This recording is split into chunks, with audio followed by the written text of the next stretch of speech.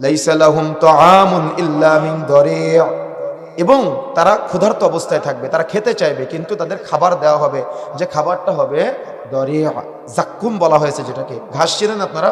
ঘাস তো নরম হয়, গরু ছাগল যেটা খায়, কিন্তু এই দারি' এটা হলো, এই জাক্কুমটা হলো কাঁটাযুক্ত, গ্লুম বলা হয়েছে, কাঁটা কাঁটা মিশ্রিত।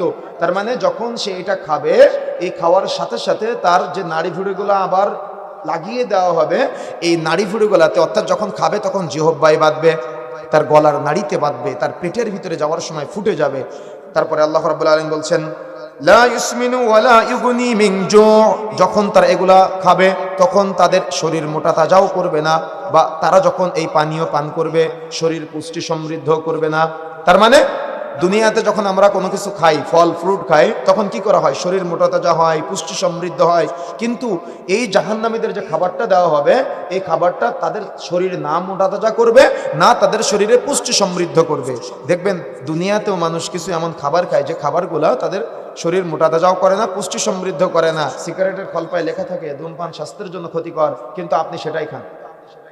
ধূমপান ক্যান্সারের কারণ, কিন্তু আপনি সেটাই খান।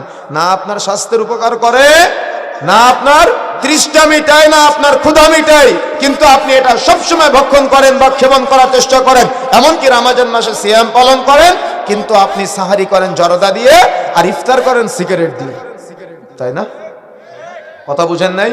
কিন্তু রাসূলুল্লাহ সাল্লাল্লাহু আলাইহি ওয়াসাল্লাম বলছেন লা ইয়াদখুলুল জান্নাতা মুদমিনুল খামার, যে ব্যক্তি নেশাজাতীয় দ্রব্য সেবন করবে সে জান্নাতে যাবে না। রাসূলুল্লাহ সাল্লাল্লাহু আলাইহি ওয়াসাল্লাম বলছেন সালাসাতুন